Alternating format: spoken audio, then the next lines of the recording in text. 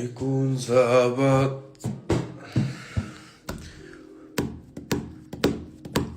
ودولي صوت محبوب وبيدوالي لك يقبرني ربن الحلوين يلي مشتاقلن انا قد الدنيا.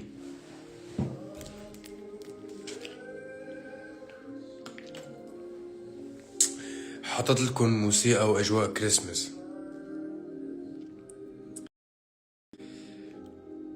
قولوا عني انه ما عندي اجواء وقصص كرمالكم.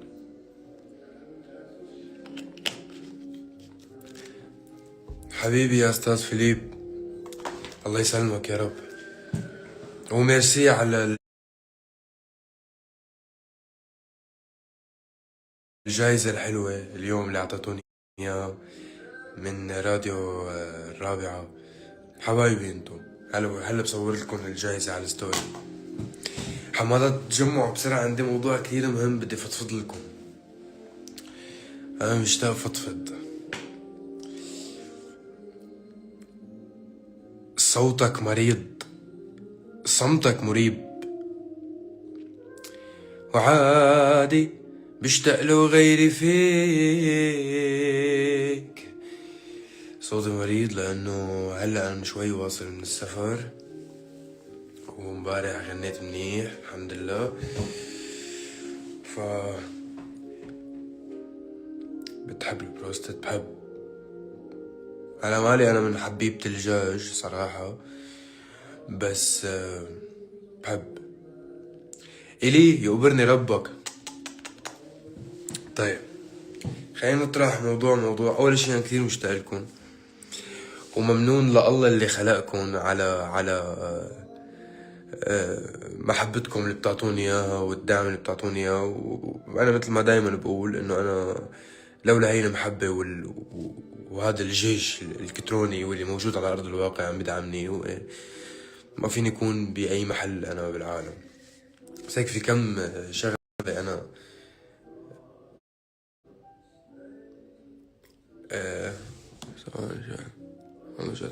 اوكي، في شي هيك انا زعجني كتير، حاب انا اطلع فيه احكي عنه.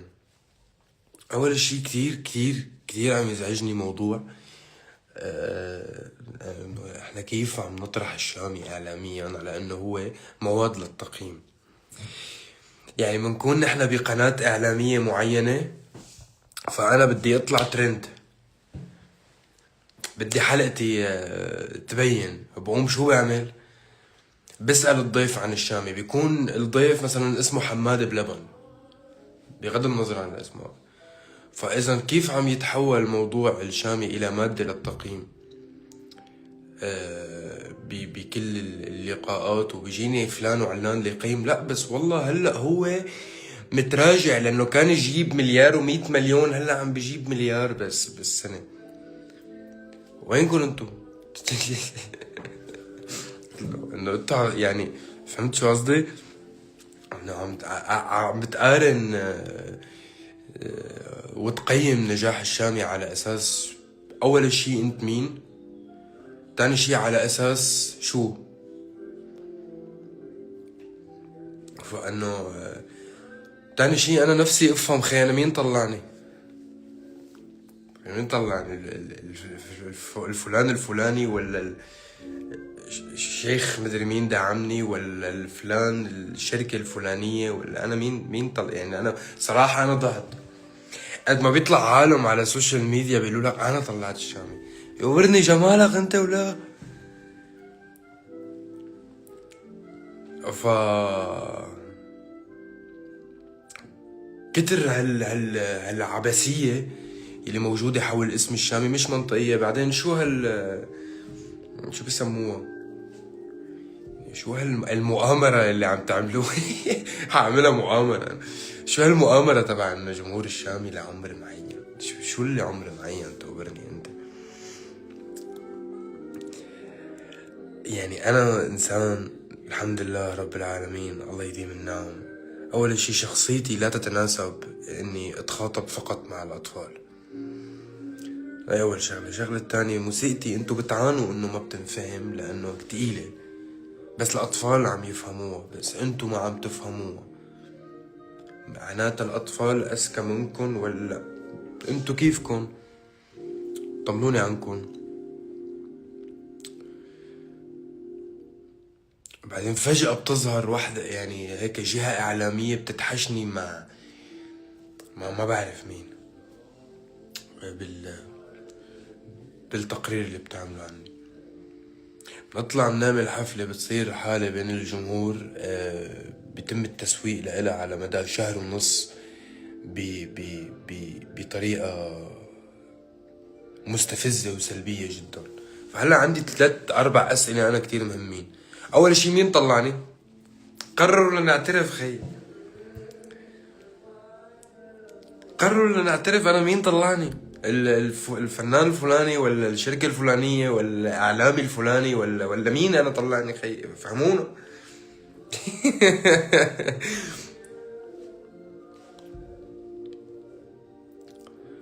وإنه وقت بدكن تنطروا حدا يقيم الشامي يكون على أساس أو بالأصل يرتقي فكريا كمرتبة أولى ثم فنيا إلى الشامي. مش من منطلق غرور أنا عم بحكي، لا وحياة أمي حاشا لله من كبرة النفس. عم بحكي من منطلق إنه في أمر مبالغ فيه وكب حرام. يعني بيطلع أفلام يقول لك عم بيقلدني. لأن أنت مين عم بيقلدك؟ أنت شو برو؟ أنا جاي من تركيا، أنت وين كنت لما أنا كنت 6-7 سنين ببيتي عم بخلق هاللون وهالنمط الموسيقي لأجي أطرحه بالعالم العربي؟ أنا ما كنت بعرف عنك، أنا كنت بسمع مثلا ابراهيم طاطلسس، كنت بغير محل. ما ناطر انت شو بتلبس او ما ناطر ان حدا شو بيلبس. فهمت شو قصدي؟ انا مش مهتم بحدا، لهيك انا ما برد ما بحكي بهالامور. يعني انا كل يوم بتنزل بمعدل من 2 كل يوم 3 مقابلات بتحكي عن الشام. انا ما برد على حدا، وبده يطلع الكاتب الفلاني يتفلسف على انه هو الكاتب الخارق الحارق المتفجر لا يلي هو بده يقيم كلماتي. طب انا وحياة الله احنا عم نساير بخبرية انه احنا عم نفهم ولا ما عم نفهم. انه انا فاهم انه انا مستفز لدرجة انه انت خي ما عم نعرف نحاربه لهذا الولد. احنا ما عم نعرف شو نعمل معه. يلعن عرضه من لولد من يجي نقول كلماته مو مفهومه بيسلخنا غنية 100 مليون. مش بنقول لا الشامي متراجع سلخ ديو مع النجم طبعا تامر حسني اكل المصيفية كلياتها ودخل مصر. مش بنقول لا هذا زلمة ما بيعرف يحكي مدري شو بيسلخك مقابلة بنيعك ما بتعرف ترد عليه بكلمتين. بفهمك كتير منيح انه انتم ما عم تعرفوا بولا طريقة تخاطبوا الشامي. يعني الحق معكم امر جدا بديهي. بس انا اللي منتبه عليه انه انا ما بقلد حدا، الكل عم بقلد سماي.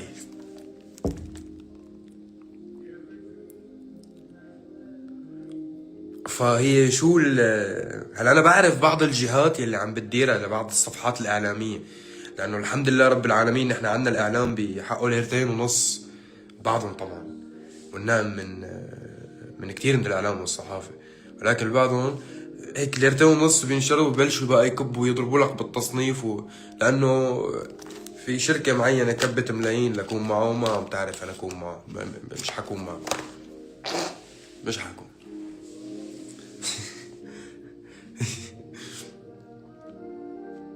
مش عم جمل يا الي والله وحياتك مش عم جمل انا الخبرية. بس انا يعني انا ما عبالي يكون حد بس فينن يحلوا عن سماي الكبار والصغار.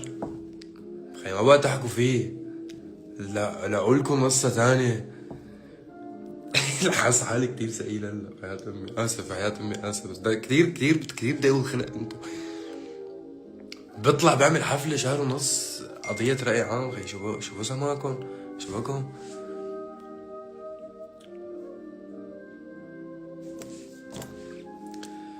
انا مالي فاضي رد لانه عم سافر اعمل حفلات. انتو واعيين مين متراجع؟ مين انت عم تراجع؟ مين المتراجع خي؟ فسر لي. انا بس من شهر 5 ما نمت ببيتي. الحمد لله، الحمد لله رب العالمين. الله يديم النعم. بس تعبتولي نفسيتي بسألتكم. او ما بقى عم بحب افتح لايف حكي الجمهور، ولا عم بيجي عبالي افتح السوشيال ميديا حكي جمهورك بحبه كتير. انا حدا بحب الناس، انا حدا بحب ربيت هيك رجال واجتماعي ولطيف، بحب الناس. ما واحد يكون انا كنت مثلا طبعا تحية لجمهور تونس. بكون بتونس عم بعمل تور 4 حفلات سولد اوت، 5 حفلات سولد اوت مع قرطاج، وهن هون قاعدين عم بيحكوا شامي متراجع. لا مين انت وينك؟ كيفك؟ طمني عنك، ابقى ارفع لي الو. وبس تعملوا هيك اجتماع انتوا بين بعضكم كلياتكم، تحددوا مين اللي طلعني وخبرونا خي. مشان شي مشان له ميرسي بيبي، ميرسي انك طلعتني. بيكون في حفلة فيها شوية أولاد صغار يقبرني ربهم، أنا مستعد أقضي عمري عم غني لهم، لأنه هذا الجمهور اللي ما أكبر شوارب ما بيعرف يجيبه. أوكي، بتضووا عليه بالإعلام شهرين. حفلة امبارح ستارز اون بورد، كل عالم يمكن كان فوق ال 22 سنة، يمكن كان فيها آلاف كتر خير الله. وهي الحفلات مكررة جدا. عملت تور بأمريكا وبكندا، وعملت كتير حفلات من هذا النوع. عملت حفلة مراسي بمصر من هذا النوع. أنا بعمل للجيلين. بتحكوا عنها ما بتحكوا عنها. شاطر بس واحد فنان كبير على اساس يكب سم علينا ويحاربنا من تحت لتحت، لانه قلنا كلمة حق مرة من المرات انه لا هذا تبع اولاد. طب وحياة عينيكم، وحياتك يا امي، انا ما فتت لهون للفن رغم كل المحاربة اللي انا هلا والجو هذا، لدرجة ان قفرتوا لك الجمهور نفر منكم. يعني بشوف احيانا هيك بشيك على الكومنتات انه ما عندكم قصة غير الشامي. بتقلكم الناس عم تقلكم ما عندكم قصة غير الشامي تحكوا عليها خيي. ليه عم تحاربوا للصبي؟ صارت الناس تقلكم ليه عم تحاربوا للصبي هالقد؟ بس وحياة عينيكم اللي جاي كتير حلو وكتير ممتع وكتير بيسلي.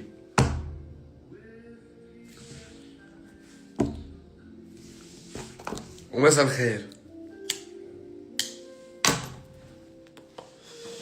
ما حتعرفوا تلاقوا علي ثغرة لاني كتير حقيقي، لاني كتير واضح وصريح مع العالم، لانه هذا انا ومستفزكم انا كرمال هيك. انا لحقت اعمل لايف لانه عندي كم شغلة كتير مهمة، وعم حضركم كتير اشياء كتير مهمة، ويشهد الله زرعنا كتير بالسنة الماضية. كرمال الجمهور المحب وكرمال الناس المحبة. بس كل ما بتزيد المحبة وكل ما عم نسعى لنكبر الجمهور بلاقي زادت الحرب. بلاقي الناس يلي جماعتنا هدول عم يضربونا من تحت لخي. ليه عم تضربني؟ ليه عم تكب سم علي بالاعلام؟ انا شو عملت لك؟ انا زلمه جيت غنيت نشرت طلعت حفله، بعرف انا زلمه ابن مسرح، غنيت بالحفله نجحت حفلاتي وانطلقت مثلي مثل باقي الفنانين. شو هالحالة الغريبة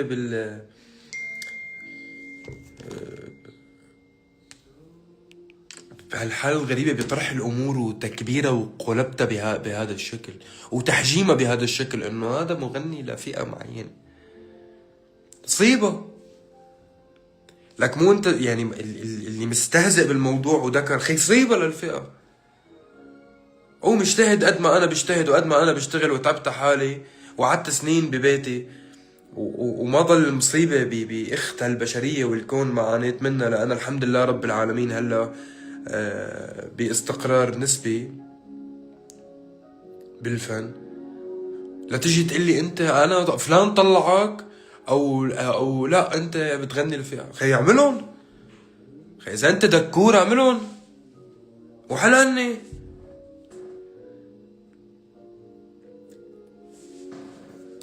مساء الخير.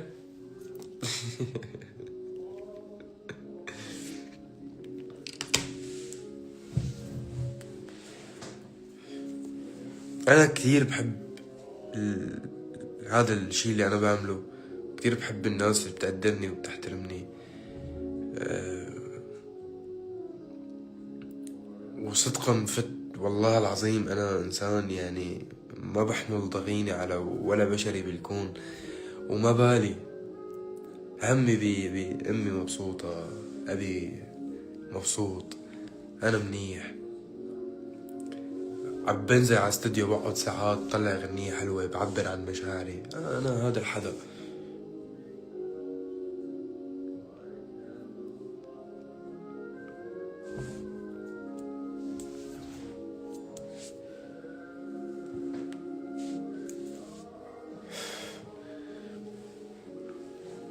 وبحبكن كتير، وممنون للناس اللي عم تدعمني ليل نهار، والحمد لله على كل شي.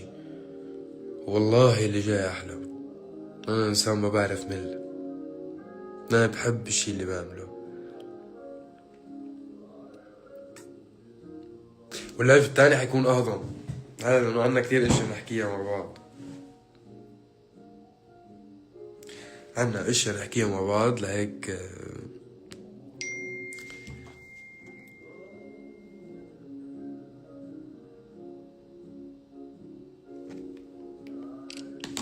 بحبها كتير من السودان. برني رب السودان وربكم كلكم.